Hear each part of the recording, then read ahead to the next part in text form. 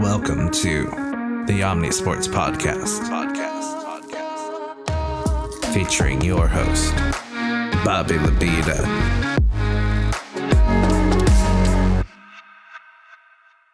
So what we're going to be doing is looking at the standings for the Eastern Conference and Western Conference, and in reverse chronological order of those standings, we're talking about and sort of recapping the season. This is meant to be a super quick, I fell off a boat and in Castaway style fashion, and I want to get caught up on what's going on the final quarter so I can be ready for basketball. That's the goal of this. So if you're going to be like, Bobby, you missed this really important thing, A, comment it below, mention it. But B is it's just meant to be sort of a quick and dirty recap. So like I said, we're going to start with the East and go to the West, and we'll work our way from the bottom to the top. So starting in the East, at the very bottom, we have the Detroit Pistons, who now, after getting their 9th win, do not have to worry about having the worst record in NBA history. So good job, Pistons. They started 2-1 and then very famously lost 28 games in a row, which is the worst losing streak in a single season by any team in any professional sport. And it was hard to watch because the Pistons looked a little better than their record indicated. It just looked like a team that couldn't put it together when it most mattered and sucked in clutch time. The Pistons traded away a lot of players. They traded away players that didn't seem like they were working. It also felt like they had a lot of players that filled similar roles, and so they were traded. So this team looks pretty different than how they did. And, you know, they've won a couple games. I wouldn't say anything exciting, but it definitely, we don't have to worry about them being historic losers. Next, you have the Washington Wizards at the same record at 9-51, which is a 150 winning percentage. This is absolutely brutal. Anything below, like, you know, like a third of winning your games is just kind of sad. The Washington Wizards are very disappointing. They really doesn't seem like they have much to look forward to. They have a lot of players who have big contracts they're not putting out. And I think that the Wizards are one of the probably more depressing franchises to be a fan of right now. Jordan Poole deal looks terrible. Kuzma, they haven't been able to win with anyone, and they've traded an important piece away in Daniel Gafford, which is kind of sad. And yeah, I think the Wizards are not looking in a good place. Then you have the Hornets, who are also not in a good place, but at least they're winning a few more games. They are 15-46, though they are 5-5 in their last 10. They started the year without Miles Bridges. They've moved on from some players as well. They took on in the Dallas trade, why can't I think of his name? Grant Williams. So again, not much to write home about for this team. I don't know necessarily what their identity is going forward. You can feel a little bit better than Washington because they can at least get some W's, and I think they have some players that are better than the Wizards. Then you have the Toronto Raptors, who are 23-38. This has been a weird season for the Raptors. They've always, the last few years, since their championship, been sort of like on the apron of playoff teams where they could be in the play-in. This year, it's very clear they decided to give up on the season, and it's understandable. They traded a lot of assets away. They traded away Pascal Siakam to the Pacers. They were one of the most active teams in the whole NBA when it came to trades, which I think is important to note. And Scotty Barnes will hopefully be the face of this league. The Raptors' probably most famous moment was when their coach this year went off on a reporter after a Lakers game where the Raptors felt like they weren't getting the calls that they deserved. And when your highlight is a rant by your coach, that's typically not a good sign of a crazy successful season. But like Charlotte, they're also 5-5 in their last 10. I think this is a young team. They're finding their identity. I don't know if Darko is their permanent coach, but I see a path forward for them. Then you have the Brooklyn Nets, who are 24-36, and they are sort of on the cusp of the play-in, just 2 games back from Atlanta, who we'll talk about in a second. The Nets, I really don't know what to do with them. The Brooklyn Nets, if you are a fan of the Brooklyn Nets, I imagine that this team has created more emotional whiplash over the last 5 years than maybe any other team to be a fan of. You went from having no one to Kevin Durant, Harden, Kyrie. Then you trade Harden for Simmons. There's hope there. And then that falls apart. Kyrie doesn't play because of vaccine stuff and other reasons, which makes Harden want to leave. Kevin Durant's just kind of like, they're Kevin Durant toenail away from winning a playoff series against the Bucks, but they lose that playoff series because Kevin Durant has the biggest freaking feet. And the Bucks go on to win, and the Nets kind of implode. And now they have nothing and no one. They have, they have a couple of nice pieces, young talent, but I don't know if that's going to come to any fruition. So the Nets kind of feel like how they felt my whole year, where I kind of forget they're a team. And when I watch them, I'm like, oh, okay, they're all right. They're sort of stuck in purgatory. And speaking of purgatory, we have the Atlanta Hawks, who are currently in the play-in. I think this season is a great example of the benefit and terribleness of the play-in. Because when we get to the West, the play-in is going to be a really cool feature. But in the East, it's just kind of sad because you have the Hawks, who are 26 and 34, fighting against the Nets, who are 24 and 36 for that 10th seed. And then the Hawks have to play the Bulls, who are disappointing. So basically, you have the 9th and 10th seed here, who are drastically worse than the top half of their conference. But when it comes to the Hawks, it's just not working. It seemed like after last year getting rid of your old coach that there was hope with the new coach, but that doesn't seem to be the case. You have DeJounte Murray, who kind of fits weirdly into this team, and it's unclear if they're able to trade him. It doesn't seem like they were. They wanted to trade him at the deadline, but his contract is quite big for maybe his output.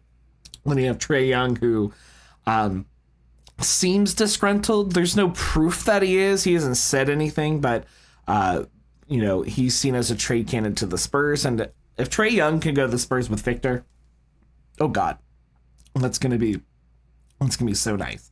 But if I'm a Hawks fan, I don't have much I'm excited about. It kind of feels like we had that Eastern Conference Finals a few years ago, and it feels like that was so long ago.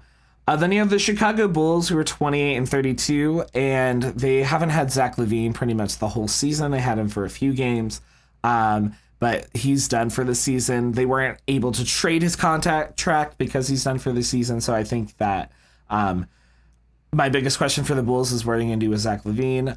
DeRozan seems to be happy there. DeRozan and Kobe White together, and there is some talent on the Bulls, but they're just injured, right? If you had Lonzo, right, or if you had, Zach LaVine, if you have both those players, I think this is a probably maybe a little above 500 team. I don't think they're necessarily going super deep in the playoffs, but they can at least, make it beyond just like falling in because of the play-in.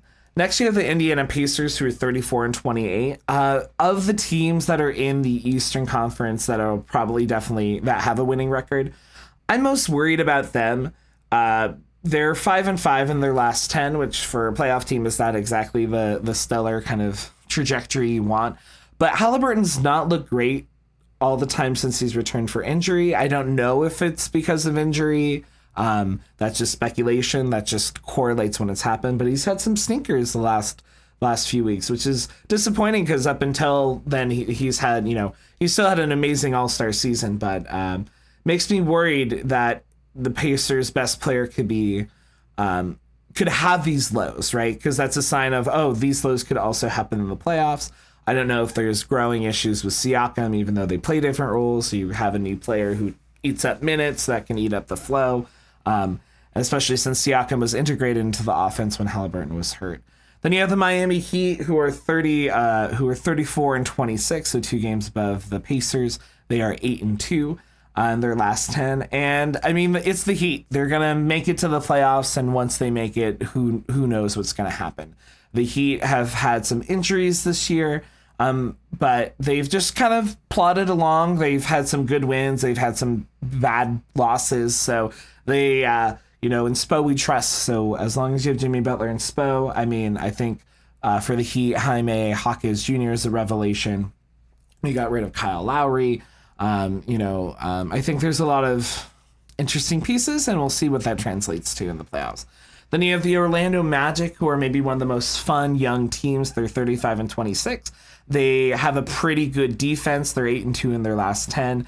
And I feel like Orlando will be really good in a couple of years, but I don't know. I could see a world, depending on matchup, they can win a playoff series, but I don't see them going much further than that.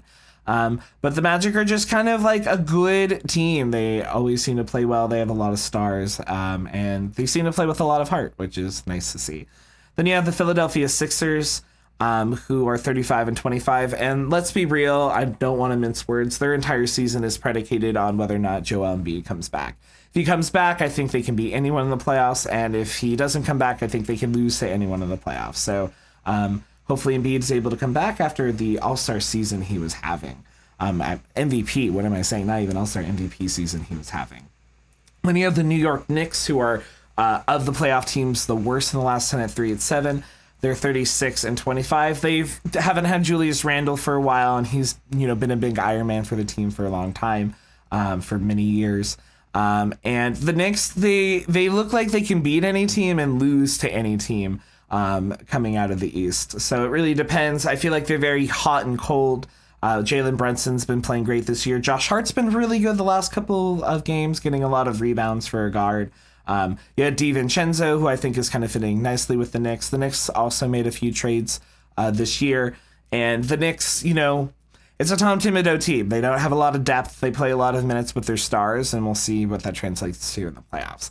Then you have the Cleveland Cavaliers, who were the second seed, but they've dipped down a little bit in the last week or so. They've cooled off. They're 36-21, still third in the East, and will definitely make it into the playoffs. The Cavs, they're kind of how I feel like the Orlando Magic are, except maybe like if you add a piece like Donovan Mitchell, right, where you have a lot of this young talent, but then you have that one like bona fide okay, this dude can play like an MVP if we need him to. I don't know if the Magic necessarily have that. And also, I just trust Donovan Mitchell in a playoff series because, one of my favorite playoff series of all time was when the Utah Jazz played the Denver Nuggets, and Murray and Donovan Mitchell both were putting up like 40, 50-piece games, like the whole series. And you're just like, what is happening?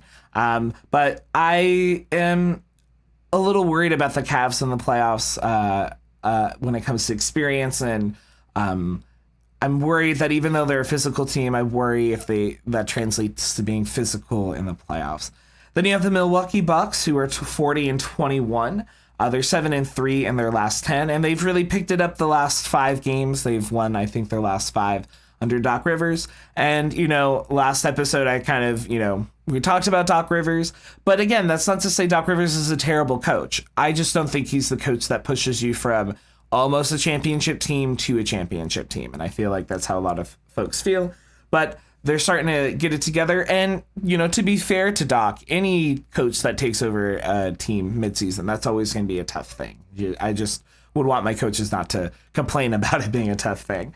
Then you have a whole 8 games higher up, 8.5 games. You have your number 1 seed, the Boston Celtics, who are 48-12. And I think that this team is the real deal. I think they're the team that makes it out of the East, which makes me sad to say.